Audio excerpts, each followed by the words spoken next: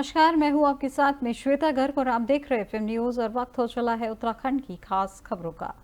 केदारनाथ उपचुनाव के बीच राजनीतिक दलों में आरोप प्रत्यारोप के नए नए रंग देखने को मिल रहे हैं। वही दिल्ली के बुराड़ी में केदारनाथ मंदिर निर्माण को लेकर सीएम धामी और बीजेपी को घेर रही कांग्रेस पर मुख्यमंत्री ने जवाबी हमला बोला है। सीएम ने कांग्रेस के कार्यकाल में मुंबई में बद्रीनाथ मंदिर के निर्माण का मुद्दा उठाते हुए कहा है कि मंदिर के उद्घाटन में तत्कालीन मुख्यमंत्री हरीश रावत मौजूद रहे थे। यही नहीं, इस मंदिर का निर्माण पूर्व कांग्रेस प्रदेश अध्यक्ष गणेश गोदियाल के बीकेटीसी अध्यक्ष रहते हुए हुआ था। वहीं सीएम धामी के आरोप पर गणेश गोदियाल ने अलकनंदा और मंदाकिनी के संगम पर पवित्र जल हाथ में लेकर शपथ ली है कि मंदिर निर्माण में उनका कोई योगदान नहीं रहा है।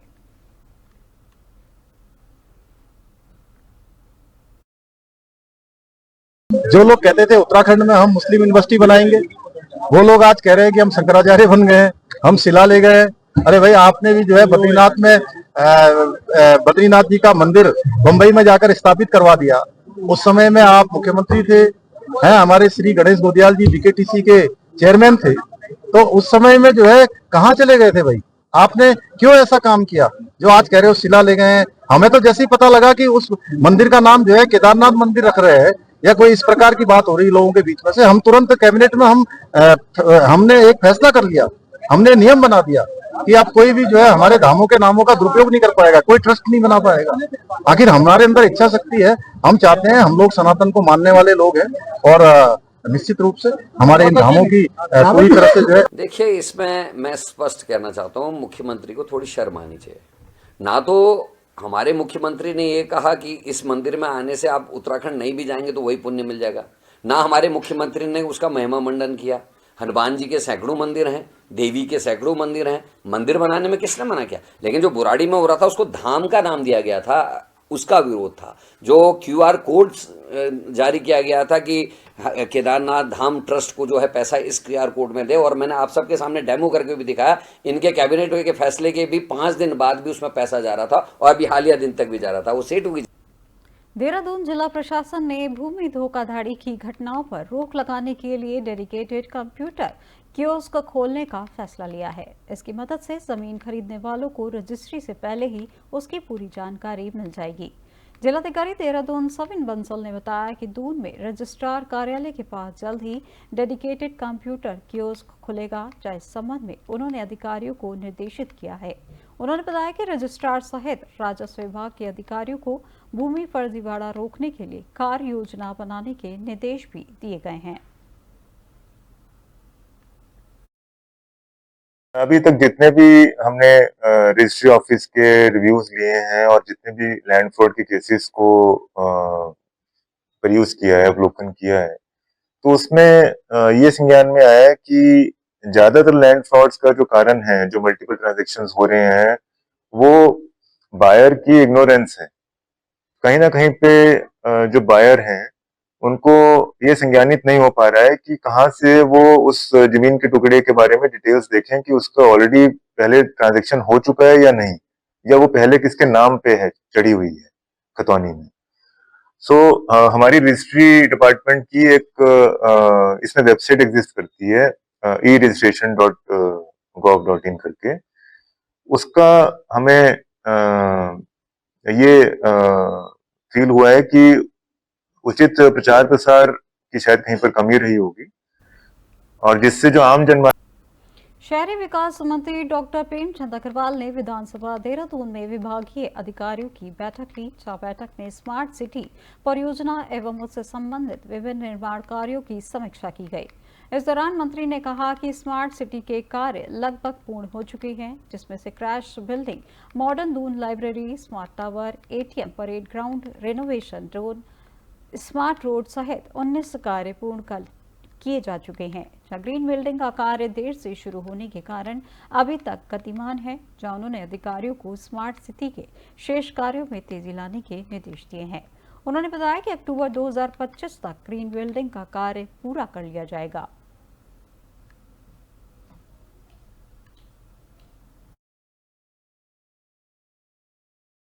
स्मार्ट सिटी का काम अब हमारा एक, यदि हम काम को छोड़ दें तो लगभग हमारे सारे काम कंप्लीट हो गए। और जो एक काम है ग्रीन बिल्डिंग का, जो काम थोड़ा सा लेट भी स्टार्ट हुआ, कुछ कारण बने थे और बीच में भी एक बार को काम रुका था, जिसमें कर्मचारी या मजदूर ठेकेदार के बीच कुछ छोटा मोटा एक विषय था, जिसको भी सॉर्ट आउट कर लिया गया है। काम आज शुरू हो रखा है और जो CPWD के अधिकारियों के द्वारा मुझे बताया गया कि अक्टूबर 2025 तक ये काम कंप्लीट होगा। इसमें चाहे बारिश से आए चाहे कुछ और हो, उस स्टेज से हम बाहर आ जाएंगे। हमने हमारे 19 काम जो हैं वो हमारे कंप्लीट हो गए हैं। और ये बात ठीक है कि इसमें थोड़ा सा हमारा समय हमें मिलता रहा, उस समय के अंतर्गत हमने काम भी किया है। और अच्छा लगता है कि जो एक विषय स्मार्ट सिटी को लेकर वो मैं ज़रूर क्लियर करना चाहूँगा कि जब ये काम प्रारंभ हुआ था उसमें धीमी गति थी, लेकिन इस दौरान तेज़ गति से काम हुआ और ये काम कंप्लीट होने की स्थिति में आए। और जो काम हमारे ये हुए हैं ज़्यादातर उसमें स्मार्ट सिटी के काम जो 10 वार्ड में होने थे। अब 10 वार्ड में होने थे, लोगों का एक आशंका कि स्मार्ट सिटी का काम अब हमारा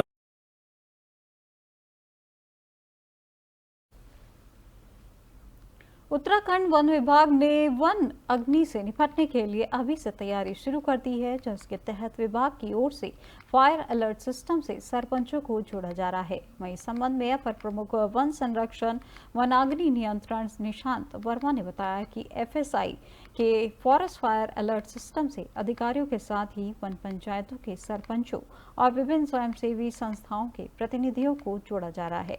राज्य में वनाग्नि सूचना प्रबंधन प्रणाली को और बेहतर करने के लिए forest fire Uttarakhand mobile app भी विकसित किया गया है।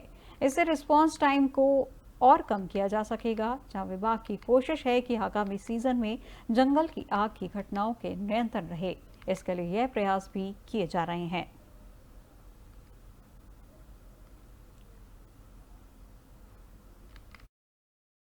इसमें जैसा कि आप लोग जानते हैं कि आजकल हम लोग जो है वनाग्नि सत्र जो अगले साल आएगा उसकी तैयारी हम लोगों ने अभी से शुरू कर दी है।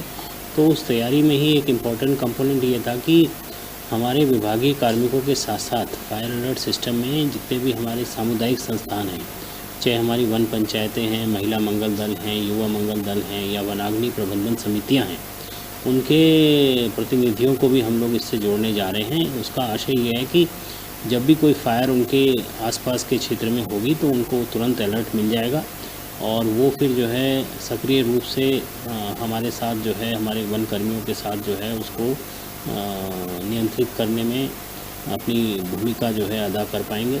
और इसी के साथ साथ इस बार जो वनाग्नि पूरा हमारी एक ये प्रबंधन प्रणाली है, सूचना प्रबंधन प्रणाली है, उसको हम लोग ऐप बेस्ड करने जा रहे हैं। एक मोबाइल ऐप जो है हम लोगों ने विकसित किया था, जो पहले केवल एक ही प्रभाग में चला, अब इसको अक्रॉस द स्टेट जो है चलाने की कार्रवाई हो रही है। इसमें आजकल प्रशिक्षण कार्यक्रम दिया जा रहा है हमारे सभी प्रभागों में, जितने भी हमारे प्रभाग हैं उसमें जो हमारे मास्टर कंट्रोल रूम के ऑपरेटर हैं। इसमें मेरठ के दौराला में रुड़की में शादी समारोह में शामिल होने आ रहे बारातियों की स्कॉर्पियो कार दुर्घटनाग्रस्त हो गई, जहां हादसा इतना जबरदस्त था कि स्कॉर्पियो कार के परखच्चे उड़ गए और कार लगभग 100 मीटर पलटी हुई जा रही थी। जहां हादसा मंगलवार को मंगलौर के हाईवे पर गुड़ मंडी के पास हुआ है, जहां हादसे में 4 लोगों की मौत हो गई है और 4 घायल हो गए हैं। घायलों को हायर सेंटर रेफर किया गया है, जहां मंगलौर हाईवे पर गुड़ मंडी के पास एक तेज रफ्तार स्कॉर्पियो कार दुर्घटनाग्रस्त हो गई। दुर्घटना इतनी जबरदस्त थी कि कार पलटी हुई काफी दूर जा गिरी, जहां कार में 8 लोग सवार थे। जब सूचना पाकर मौके पर पहुंची पुलिस ने घायलों को अस्पताल में पहुंचाया है।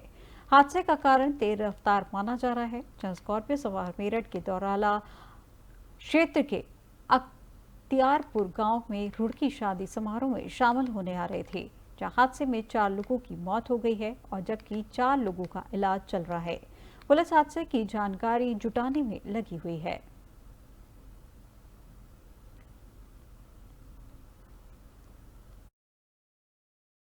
मेरठ से बारात में शामिल होने आई एक स्कॉर्पियो के दुर्घटनाग्रस्त होने से उसमें मौके पर 2 लोगों की मृत्यु हो गई थी, जिसको पुलिस टीम के द्वारा अपने सरकारी थाना मोबाइल पीसी और 108 की सहायता से तत्काल घायलों को अस्पताल पहुंचवाया गया, जहां दौरान उपचार एक अन्य घायल की भी मृत्यु होने की खबर आई है। अभी एक अन्य घायल के भी मृत्यु होने की जानकारी मिली है, लेकिन उसकी पुष्टि कराई जा रही है। अन्य घायल 2 अस्पतालों में, सक्षम हॉस्पिटल और सिविल हॉस्पिटल रुड़की में उपचाराधीन है। और मुख्य विकास अधिकारी हरिद्वार आकांक्षा कोणे ने रुड़की ब्लॉक का निरीक्षण किया और इस दौरान उन्होंने ग्राम विकास अधिकारियों के साथ बैठक की और अधिकारियों व कर्मचारियों को समय से आने के निर्देश दिए, जिसके साथ ही बायोमेट्रिक मशीन बंद मिलने पर उन्होंने नाराजगी जताते हुए मशीन को चलाने के निर्देश दिए। सीडीओ हरिद्वार आकांक्षा कोणे ने निरीक्षण के दौरान पीडीओ रुड़की से ब्लॉक स्तर पर संचालित योजनाओं की जानकारी ली, जहां उन्होंने सभी ग्राम विकास अधिकारियों की समीक्षा बैठक की और उन्हें निर्देशित किया कि वे जनप्रतिनिधि को योजनाओं से अवगत कराएं और ज्यादा से ज्यादा लोगों को योजनाओं से लाभान्वित कराएं। इसके बाद उन्होंने राजकीय पशु चिकित्सा केंद्र का भी निरीक्षण किया, जहां बीडीओ द्वारा उन्हें अवगत कराया गया कि चिकित्सा अधिकारी द्वारा अवैध रूप से अतिक्रमण कर चेकअप सेंटर बनाया हुआ है, जिस पर सीडीओ द्वारा चिकित्सा अधिकारी को तत्काल चेकअप सेंटर हटाने के लिए निर्देशित किया गया। सीडीओ द्वारा महिला समूहों द्वारा संचालित कैंटीन का भी निरीक्षण किया गया। वहीं उन्होंने बायोमेट्रिक मशीन के बंद मिलने पर नाराजगी जताई और कहा कि इसे जल्द दुरुस्त कराया जाए।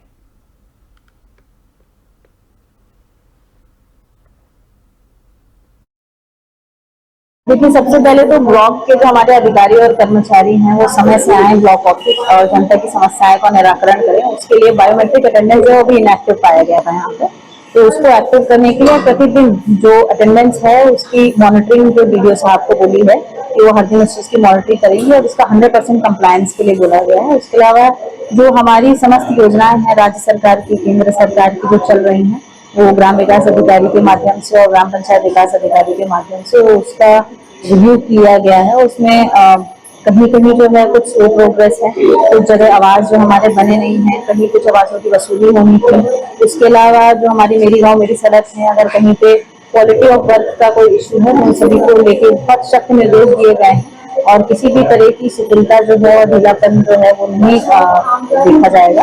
और कोई भी अगर ऐसा पाया जाता है, कोई भी ऐसा संज्ञान में आता है तो उस पर सख्त कार्रवाई भी की जाएगी अगर कोई ऐसा ढीलापन आता है।